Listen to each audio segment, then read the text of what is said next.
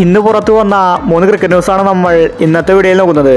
ആദ്യത്തെ ഒരു അപ്ഡേറ്റ് അജിങ്ക്യ രഹാനെയുമായി ബന്ധപ്പെട്ടതാണ്. ലേലത്തിൽ രഹാനെ വാങ്ങാൻ ആരും തന്നെ ഉണ്ടായിരുന്നില്ല.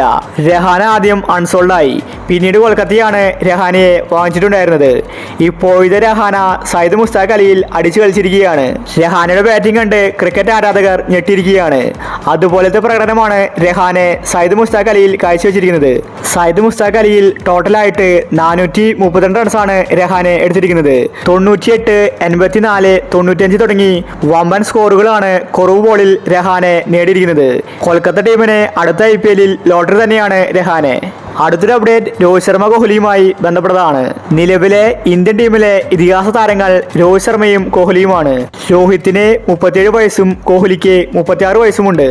ഇപ്പോഴിതാ രണ്ടുപേരും വിരമിക്കാൻ ഒരുങ്ങുകയാണ്. BCCI ആണ് രണ്ടുപേരോടും വിരമിക്കാൻ ആവശ്യപ്പെട്ടിരിക്കുന്നത്. നേരത്തെ T20 നിന്ന് രോഹിത് ശർമ്മയും കോഹ്ലിയും വിരമിച്ചിട്ടുണ്ട്.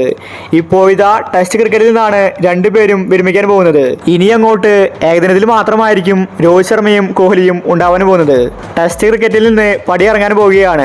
ചാമ്പ്യൻഷിപ്പിന്റെ ഫൈനൽ ഇന്ത്യ കളിച്ചാൽ അതായിരിക്കും രോഹിത് ശർമ്മയുടെയും കോഹ്ലിയുടെയും അവസാനത്തെ ടെസ്റ്റ് സീരീസ്. അടുത്തൊരു അപ്ഡേറ്റ് സഞ്ജു സാംസണുമായി ബന്ധപ്പെട്ടതാണ്. സഞ്ജു അവസാനം കളിച്ചത് സൗത്ത് ആഫ്രിക്കൻ T20യിലാണ്. ഇപ്പോഴത്തെ സഞ്ജു വീണ്ടും ഇന്ത്യൻ ടീമിലേക്ക് എത്തിയിരിക്കുകയാണ്. ജനുവരിയിൽ നടക്കുന്ന ഇംഗ്ലണ്ട് T20യിൽ സഞ്ജു ഉണ്ടായിരിക്കുമെന്ന റിപ്പോർട്ടാണ് വന്നിരിക്കുന്നത്. കോച്ച് ഗംഭീറാണ് ഇക്കാര്യം പറഞ്ഞിരിക്കുന്നത്. T20യിൽ മാത്രമല്ല ഏകദിനത്തിലും സഞ്ജു ഉണ്ടായിരിക്കും. 2 ഫോർമാറ്റിലും സഞ്ജുവിനെ കളിപ്പിക്കാനാണ് ഗംഭീറിന്റെ പദ്ധതി. കോച്ച് ഗംഭീർ വന്നപ്പോൾ സഞ്ജുവിന്റെ ഗതി തന്നെ മാറിയിരിക്കുകയാണ്.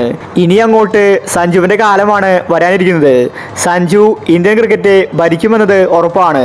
ക്യാപ്റ്റൻ സൂര്യയും സഞ്ജുവിനെ സപ്പോർട്ട് ചെയ്യുന്നുണ്ട്. അപ്പോൾ ഇതുപോലത്തെ ക്രിക്കറ്റ് ന്യൂസിന് വേണ്ടി ചാനൽ മറക്കാതെ സബ്സ്ക്രൈബ് ചെയ്യൂ.